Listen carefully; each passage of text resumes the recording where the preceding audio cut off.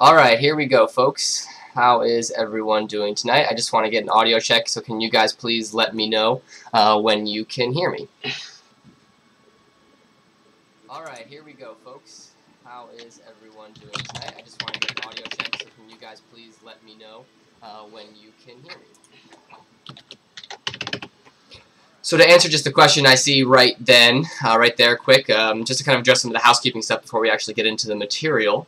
The one person asked, do we have to watch the entire stream? You don't, obviously. You can watch as much or as little as you want, but we're going to go into quite a bit of detail about the material again, hopefully getting into your guys' questions, of course, and then going from there. So, I'm just going to go to the top of the chat here for a second and kind of looking through the questions, and I'll kind of address them, I guess, going down from the top.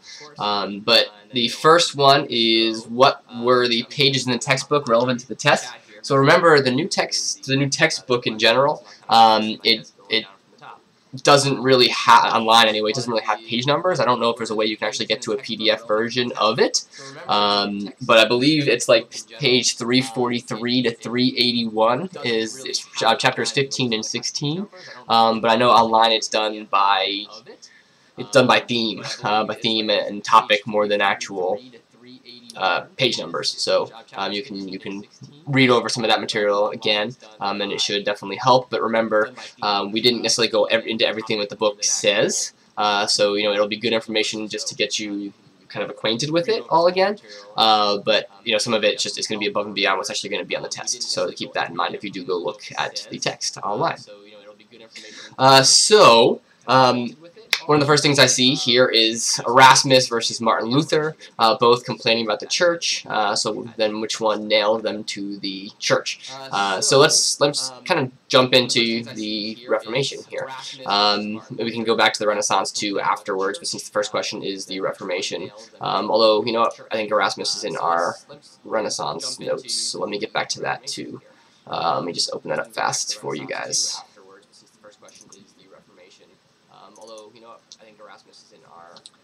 So I'm going to pop this over to your guys' feed so you can see it come up. Oops. So let's kind of run through this, right? So we were asking about Erasmus, right? So let's find Erasmus. There he is. So I'm going to bring this up full screen here for you guys. So let's kind of run through this, right? So we were asking about Erasmus, right? Alright, so here's Erasmus, right? So he is this big proponent of Christian humanism, right? He's going to be the big name in that. He writes this piece called The Praise of Folly, which is this satirical critique on Christianity, right? So he's before, right? He's going to be ultimately before. Oh, you know what? This should be better now. The echo should be gone. Sorry about that, Rebecca. So anyway, it should be getting better. So anyway, you have this Erasmus, right? And he's before Luther, and his ideas basically are that, again, similar to Luther, you're going to be returning to this kind of simpler Christianity, right? That Christianity ultimately has a lot of traditions, and things like that, and when it comes down to it, those traditions are not necessarily relevant to the actual faith itself.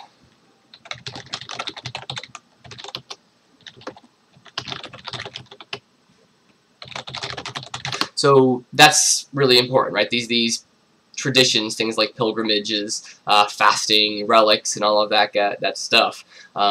He ultimately says they're not necessary, right? This really comes down to faith, and it's not in the Bible. And then, Luther is going to build on Erasmus' ideas, for sure. That the Christianity should do a lot more than just saying that, hey, this is exactly what you need to do to go to heaven, right? That ultimately it should kind of teach people to lead a good life, as it kind of says right here on the slide, right? So that's Erasmus in a nutshell, anyway. So the difference between him versus Luther, so let me bring up Luther, and I guess we're going in kind of a roundabout way here. Let me just pull Luther over here. So Luther, right, it's similar, that when it comes down to it, it's moving toward a simpler Christianity that's stepping away from stepping away from the traditions that are extraneous, as he kind of feels, right? They're not needed, they're not necessary, and that you're stepping away from what the Bible is actually teaching. You know, all of these things like pilgrimages, the things that Erasmus was talking about, right, are extra, and that they're not necessary to be saved, right? And that salvation is going to be coming from your faith in God and in the Bible alone, and you know, using the Bible as this kind of ultimate authority, right? And he also has this idea, right, that humans are equal before God, that everybody, right, and that's kind of a pretty big statement in a time when you have kings and queens and emperors and things like that, and your nobility versus your peasantry. So it's a pretty big ideas that are going to kind of reverberate with people, especially once you have things like the printing press that kind of starts pushing these things, right? But the biggest thing that Luther was against was these things called indulgences, right? So the indulgences were people paying to basically, in the eyes of the church, be forgiven for their sins and potentially go to heaven because they have money, right? And that's, he basically said, is not in the Bible. It's absolutely ridiculous thing to do, and he calls out the church for those things, right? And he writes, there's other things he calls out the church for as well, but the big, you know, he writes these 95 theses, and these are the arguments against the church, and he pins it on the church door to fully answer your question up there, Becca. So I'm going to kind of keep going down the door here, down the way here. So, what is the national church of England? Is it King Henry VIII's Anglican Church? How is it a national church? And how was King Henry able to appropriate lands and wealth of the very powerful Roman Catholic Church in England? So that's a good question for sure. So let's go to him, right? This is the background. We talked about him in class, right? But let's get into the nitty-gritty here as far as what the question she was asking, right? So remember, this guy, Henry VIII, he's the one that's going to ultimately have 6 wives, right? And those 6 wives, they are the first divorce that he wants to be able to marry somebody else, to be able to have a son, to try to have a son anyway. He needs to get this divorce, right? And the Pope and the Catholic Church is not willing to grant him this because she happens to be the daughter of the King of Spain, who is a very good friend with the Pope. So basically what this guy does is he declares and separates from the church, right? He separates from the Catholic Church. You've already had the Protestant Reformation that's beginning, right? And you already had these splits, so he just decides to split himself, right? So you get this Anglican Church, which is it's synonymous with the Church of England. And basically he does this to be able to then be able to divorce his first wife, to be able to then marry another woman, to try to have another kid and try to have another son. So ultimately, as we know, right, going back here, oops, going back, right, so here you go, multiple wives. This is a bit above and beyond what you're going to need to know on your test, but just for the interesting part of it, right, so you have Catherine there, you've got Catherine, who's the first wife, and then you basically have Anne, who he's going to ultimately have beheaded for practicing things like witchcraft, or at least this is the reasoning they give, and then you move to Jane, right, and then she ultimately dies, and he liked her, and she died, unfortunately, and didn't survive.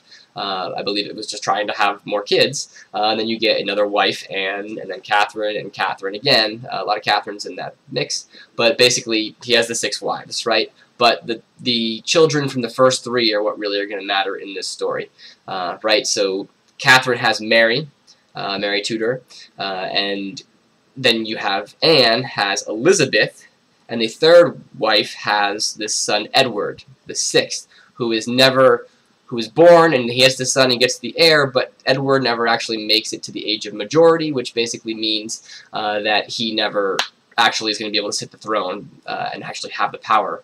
So when he dies, Mary takes over, right?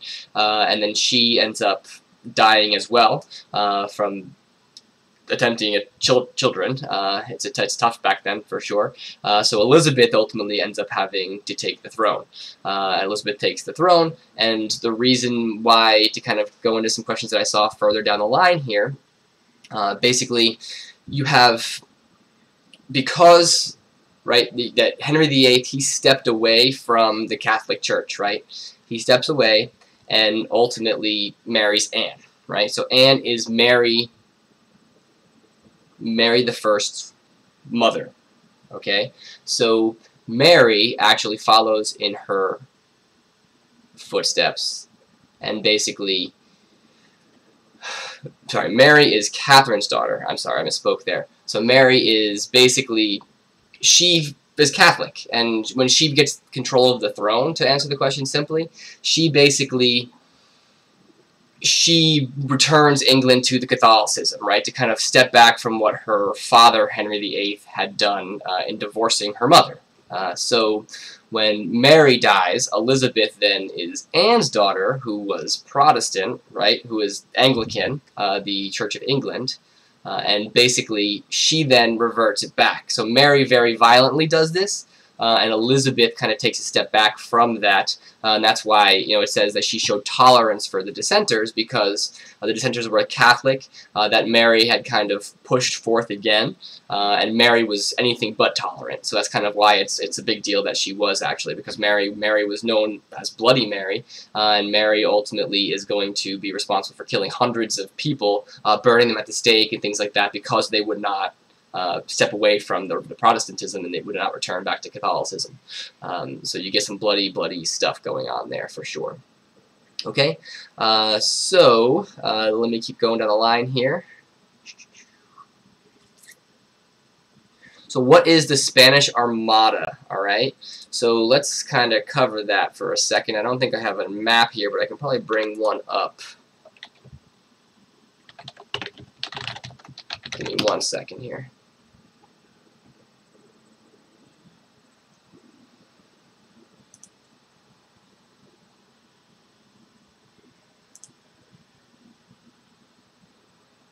Alright, I'm pulling this map over. Okay, so the Spanish Armada and why it's important, right? So the big thing about the Spanish Armada is essentially, it's a tricky situation. It's a tricky story. So remember how we were just talking about Mary, right? Mary the First, Bloody Mary, Mary Tudor. She actually marries the King of Spain. Okay, so the King of Spain is now in this mix, right? So they unfortunately fail to have a child. And basically, after the marriage and Mary's death, the King of Spain, Philip, who is Catholic and is basically the Pope's main man, essentially, so he basically feels that because the Queen of England, who he was married to, died, that he should take the throne of England. So secession rules basically would lead it down to Elizabeth I, right? So what happens is you basically have Philip claiming you know, that he is the king of England, and he basically wants to take control. So he attempts to actually lead an invasion force of Spain. Of England. He is Spanish, sorry. With the blessing of the Pope and the blessing of the Catholics, basically, they lead this invasion force to go invade. And when it really comes down to it, the English are ready for them, and there's some pretty horrible luck by the Spanish, and basically they just get destroyed, more or less. You know, we didn't go into too much depth and detail about the Spanish Armada, but basically they get slowed down. The English are ready for them. The English have better guns that can shoot farther, so the English kind of, they get in fights and they're able to kind of fight around. But basically what happens is the Spanish work their way all the way around Scotland up here, and then they get to the other side over here where they encounter some storms that completely just destroys a whole number of ships that kind of push them into rocks and things like that. Give me 1 second, guys. I'm sorry.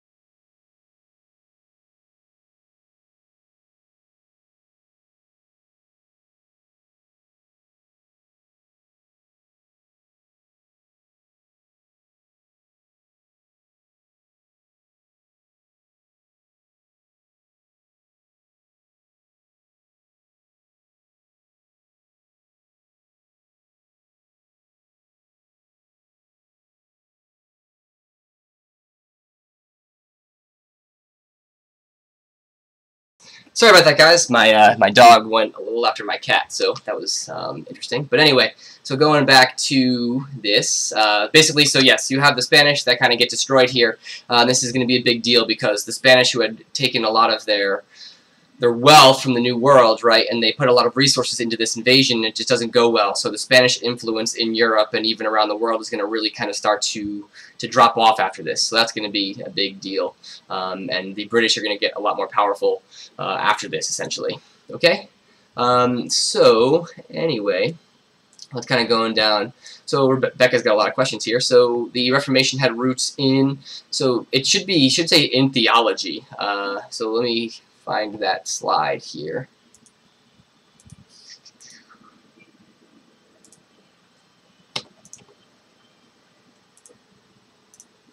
Actually, it's Reformation, so it should be this one. Actually, I think it's one more. Let me bring it up, sorry.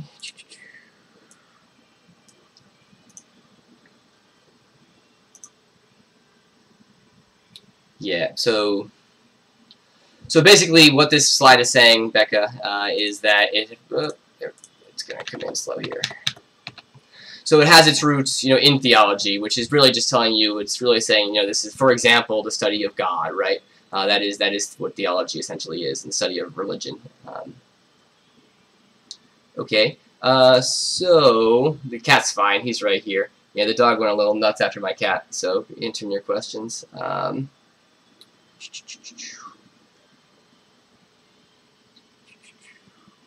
Alright, so as far, I don't see any other questions. Oh, wait, no, are we going to have to know back about Germany and how it was in Germany back then? Yes. So Kai, good question. So let me bring that up. So, it's over here, sorry. So remember, right, Germany back then wasn't the same thing. I'm going to bring up a great map here from your atlas.com.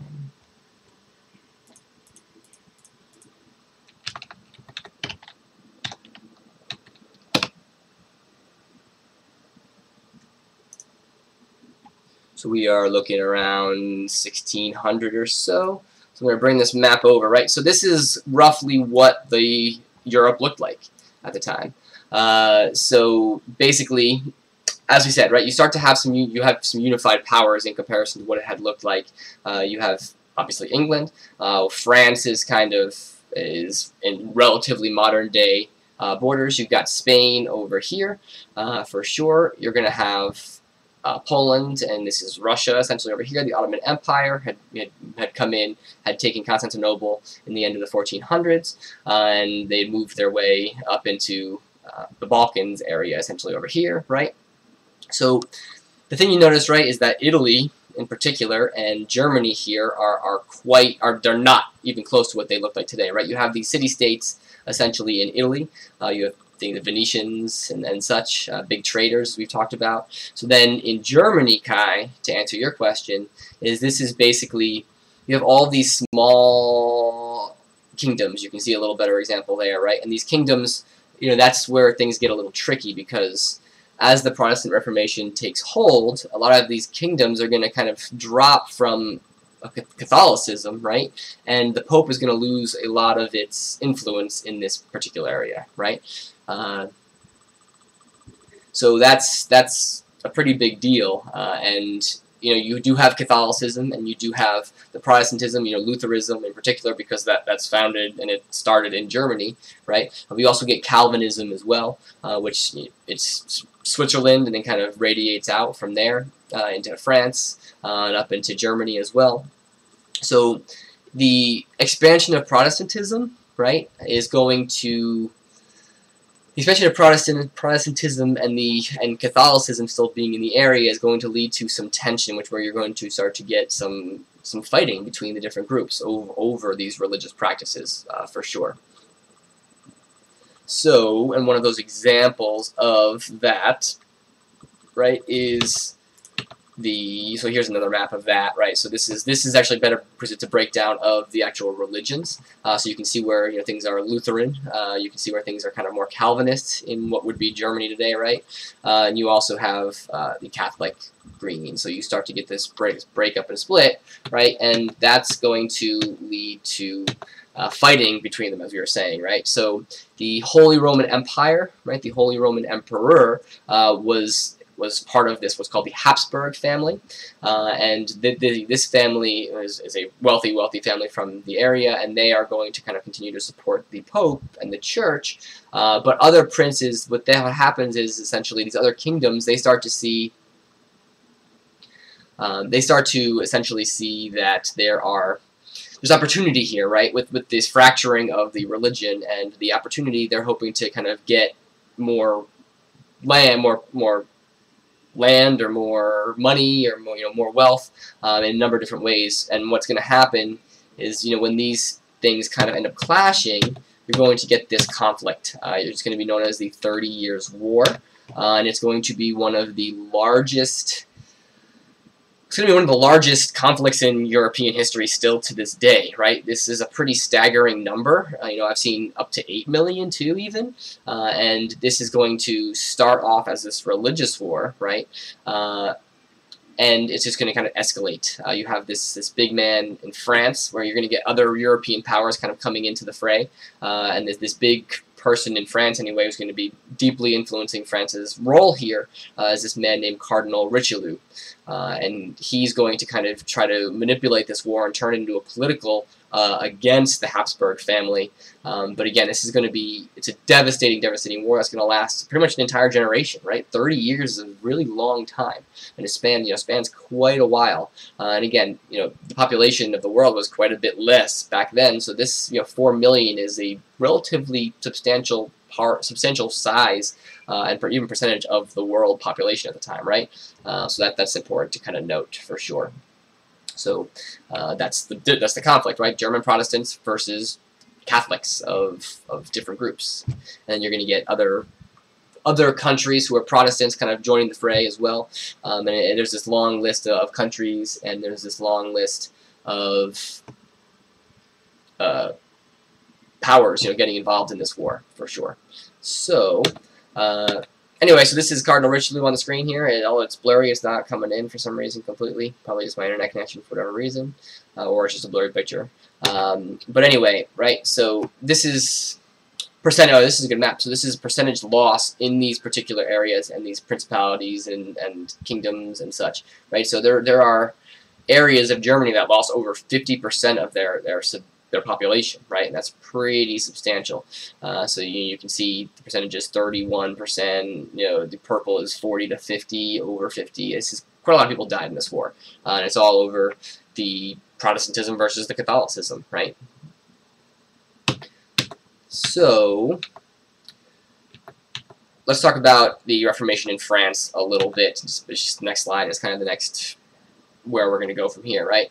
So France, it remains Catholic for the most part, right, during the Reformation. But what's going to happen is you are going to have Calvinists that are going to kind of come out of Switzerland, which is right next to France, right, where John Calvin was, and it's going to kind of center out from there, right? And what's going to happen is these Protestants are going to end up in France, right? And at a certain point, you're going to have this Edict of Nantes, basically, and you're going to have this king, Henry IV, early on, and he's going to be the one kind of responsible for kind of ending this religious war that had been going on, at least France's role in it, and this edict is going to be kind of revoked later on. So you basically have Henry allowing Protestants, right, and then you have Louis XIV kind of taking it back, almost 100 years later, and this is going to cause these Huguenots, they're called, to get the heck out of France, and you're actually going to get some heading over to the New World at this point, heading over to America, the colonies over there, but also they had other places in Europe. So that's going to be important to kind of note as well. Okay, so let me just kind of keep going through here, right? Oh, that's just a duplicate slide, I think. So other things you should just kind of note for sure. You have the Counter-Reformation, right, which is the Catholic Church's response to the Reformation, right? So what they do is they're trying to kind of reassert the authority of the Catholic Church. They do this a couple ways, right? So for one, the Protestants kind of claiming all of these doctrines and these practices of the Church as kind of ridiculous, and that we only need to kind of follow the Bible, right? This Council of Trent is going to kind of reaffirm the positions by the Catholic Church, right? Which is an important thing to kind of understand. They're gonna hold fast, right? They're gonna hold their ground essentially. And what they're gonna do is they're gonna try to create societies essentially and groups that are going to kind of go out and then continue to spread the Catholic doctrine around the world. And one of these becomes known as the Society of Jesus, which actually becomes the Jesuits. So the Jesuits, I'm not sure how familiar you guys are with it, but there are Catholic schools and Catholic colleges and universities and things where you have priests of the Jesuit order essentially trying to spread the word of God and the Catholic doctrine essentially. You're also going to have what's called the Inquisition in Spain, which is going to kind of again be used to kind of combat much of these changes of the Reformation, and you're going to have some pretty brutal fighting going on, brutal practices by the Church, kind of reinforcing this Catholic doctrine in the Inquisition. So you have some torture, good old stuff, right? So here's just a picture of that. We got some burnings at the stake, right? So as we were saying, kind of these brutal practices by the Church, to combat the rise and the spreading of Protestantism.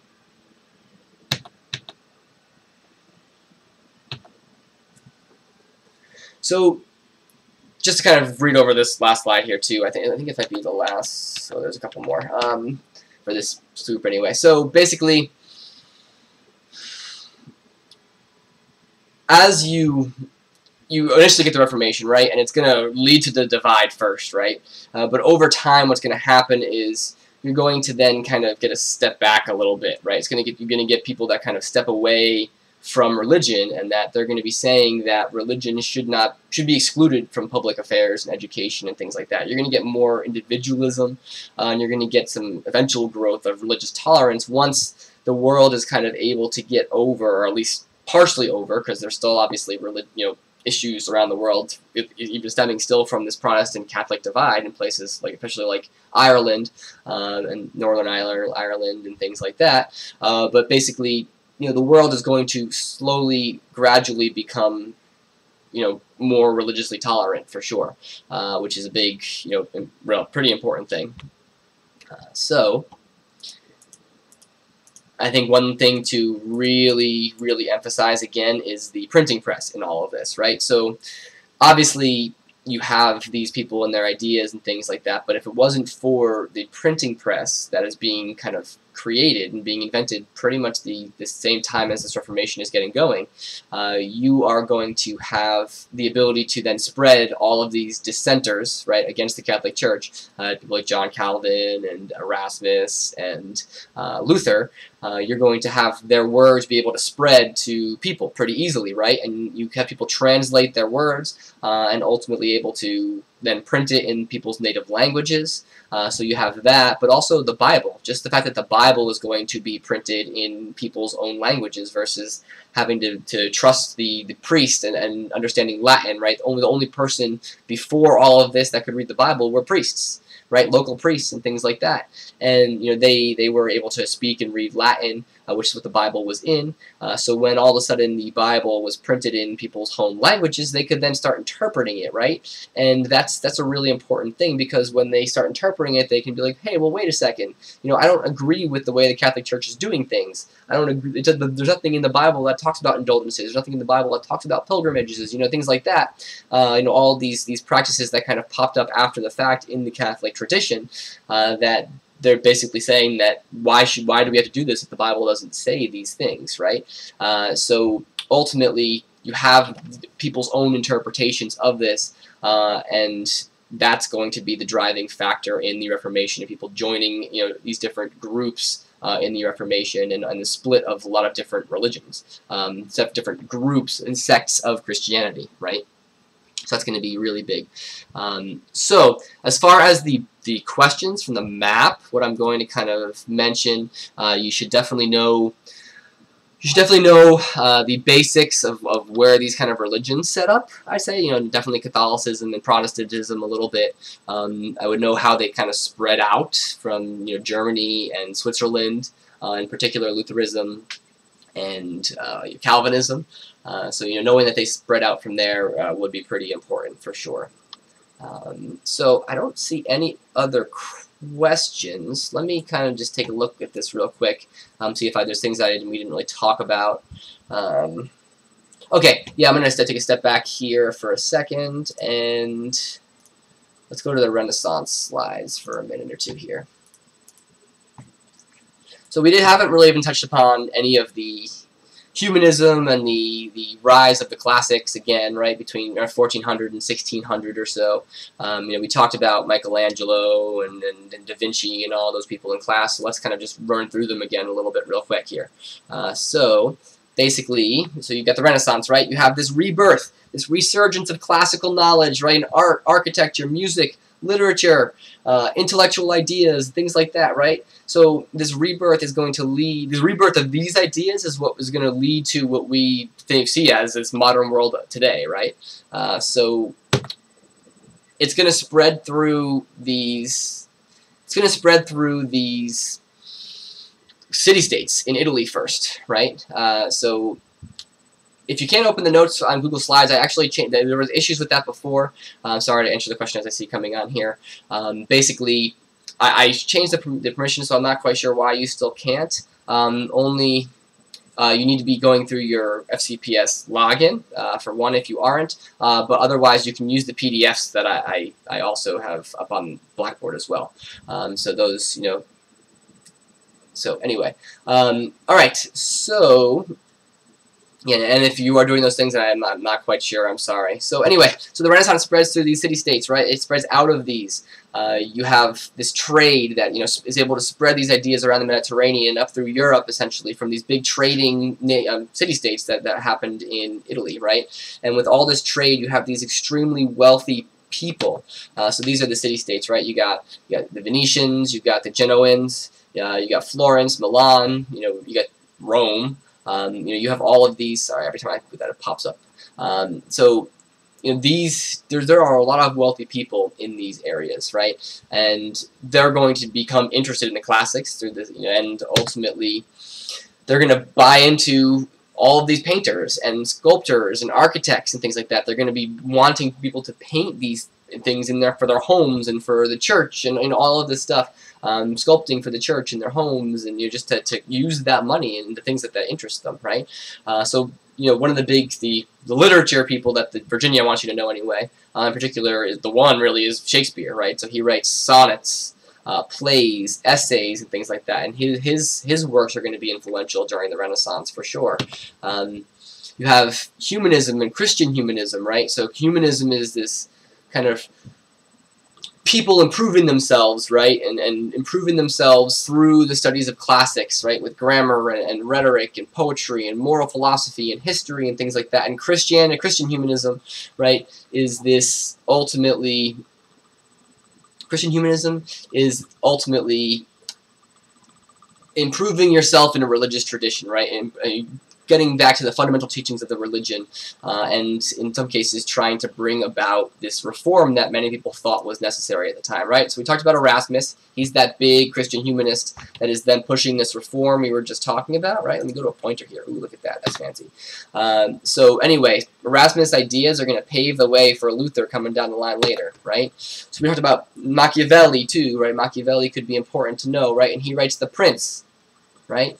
The Prince is talking about political power in the Western world and how to get it and how to keep it and things, right? And he's this guy who's a little hard case for sure, right? He believes that people are motivated by their self-interest, and when it comes down to it, that in the politics of it all, and princes and kings and things like that, in some cases they might need to, you know, acting on behalf of the state, they're doing it for their own state, right? And if they need to, if they need to abandon morals to do what's best for their own state, right, then the ends are going to justify the means because it's helping their people, right? Well, no matter how much bad it does for somebody else's people. That's kind of what the basic, principles of Machiavelli are anyway. We talk about Michelangelo, right? He's a painter, he's a sculptor, he's an architect, he's known for the Sistine Chapel. Well, I can't speak tonight apparently. The David, St. Peter's Basilica, right? He finishes or keeps working on the St. Peter's Basilica, that big dome, that beautiful dome, right? The architecture standpoint, right? So he is someone who's able to do a lot, and we looked at the Sistine Chapel in class with our virtual reality glasses, right? And the David as well. Brings us to Leonardo da Vinci, who defines the Renaissance man, right? This person who is able to do all of these things. He's a scientist, he's an inventor, he's an artist. Michelangelo is obviously a Renaissance man too, right? But Da Vinci is known for his Mona Lisa for one, right? Which is right here, which I'm circling. Right, but you also have his science contributions, right? His anatomical drawings and his studying of the human body. He has drawings of flying machines and tanks and detailed drawings of an in utero child and baby, and works on the improvements for the crossbow and things like that. So he does a lot of these really great things and such. So you have this Renaissance man, right? We watched this pretty great this video that's in the notes if you want to watch it again.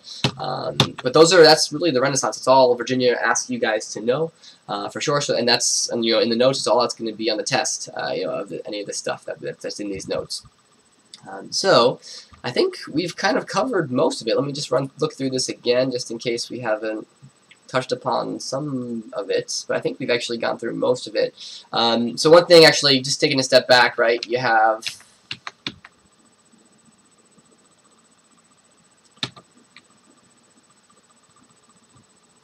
sorry, I want to go to the other one, I think.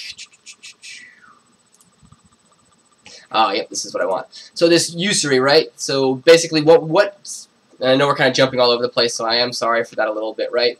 So let's just kind of talk about what causes, some of the causes of the Reformation, right? So you have things like, right, you have nobility of other nations that are upset about the Italian domination, right? So you have all the popes in the 1400s were all Italian, right? So you have your German and English nobility, Germanic, I should say, not really German at this point, but they don't like this, right? Especially these people that are starting to kind of feel the pressures of the Catholic Church and fighting back a little bit against it, right?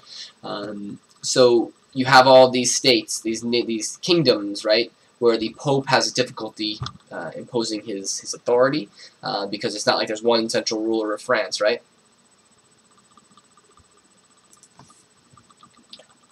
As far as dates, I'm going to look through again, but I don't think there's any specific dates you guys are going to need to know, but I'll look through what I can here in a second. So just actually let me look through this real fast. I don't believe there's any dates.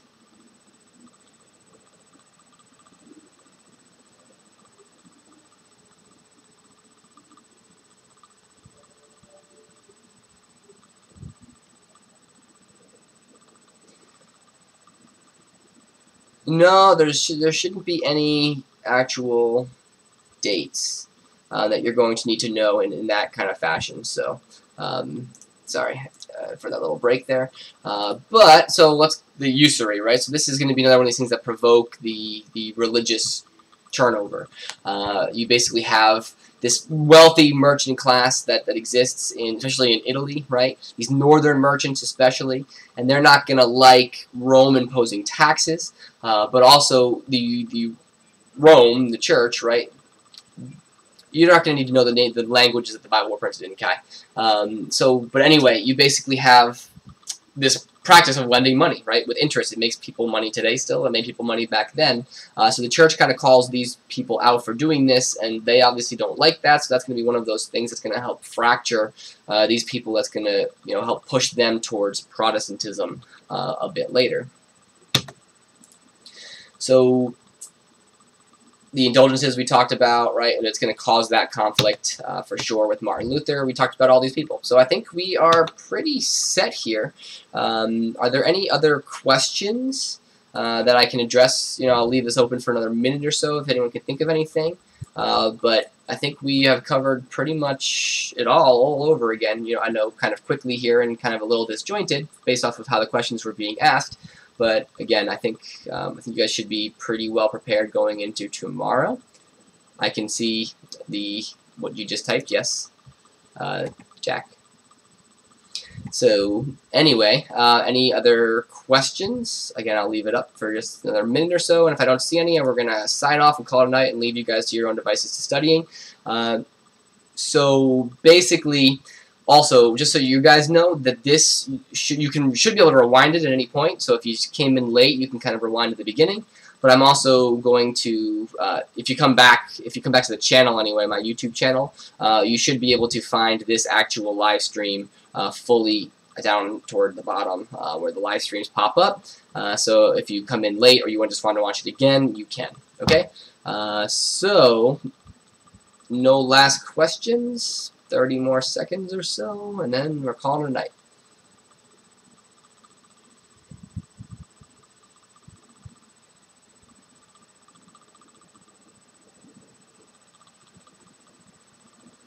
Alright folks, good night. I'm signing off.